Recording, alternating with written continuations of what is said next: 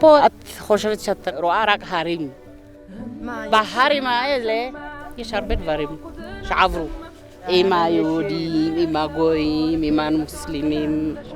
נולדתי באתיופיה, גדלתי, למדתי, אבל מה? המדינה שלי זה ישראל. למה? אם לא מדינה שלי, לא הייתי הולכת מגונדר לסודן, מסודן לישראל.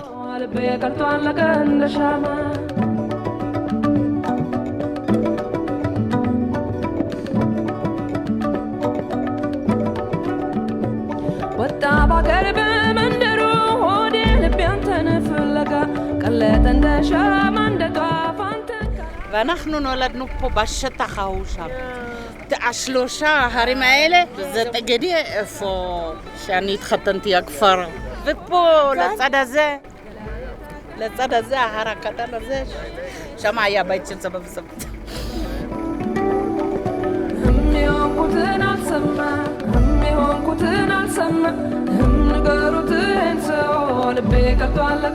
והיום שאנחנו הולכים שמש ומעייף גם, בלילה אנחנו היינו צעדים, בדיוק בצפון של סודן שהגענו, פגשו אותנו שודדים, רצינו לעבור, תפסו אותנו, שמעו שאנחנו יהודים, בורחים לארץ אתיופיה, אז בגלל זה הם התחילו לשדוד והתחילו לאנוס. מאז שיצאתי מהבית שלי עד שהגעתי לישראל לקח שנתיים. חודש, חודשיים, 3 חודשים, לאט לאט העיקר להגיע לישראל. החלום שלך שם, אבל את לא מרגישה שאת סובלת. את לא מרגישה רעיבה, את לא מרגישה צמאה, את לא מרגישה, את חושבת... יש לך מטרה.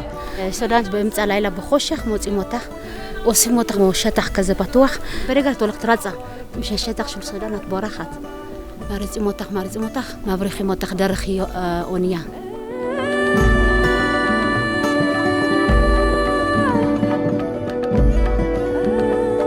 בבא גידל אותי באתיופיה בתור כמו הבת שלו, וחיתנו אותי בגיל 12 בגלל האיש הזה. בעלי היה בן אדם הכי שתיין. ועכשיו אנחנו הולכים לקבר של בבא.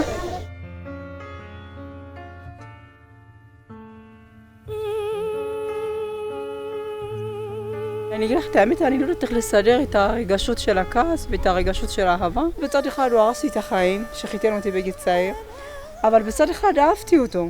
עם כל הסבל שאני סבלתי, אני כן רוצה לראות אותו.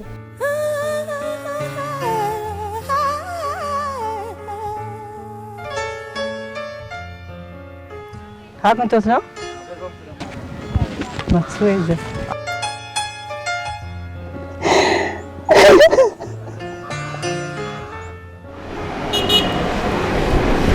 כשאני אראה את הבת שלי, אני אתרגש.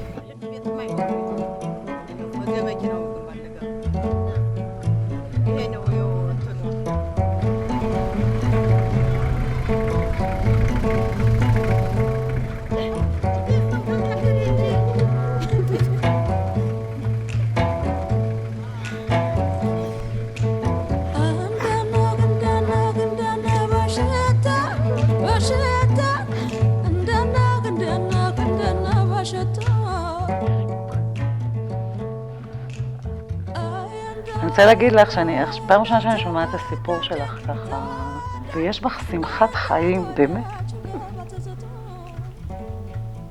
שהיא לא מובנת מאליה. הרגשת אותי חבל על הזמן.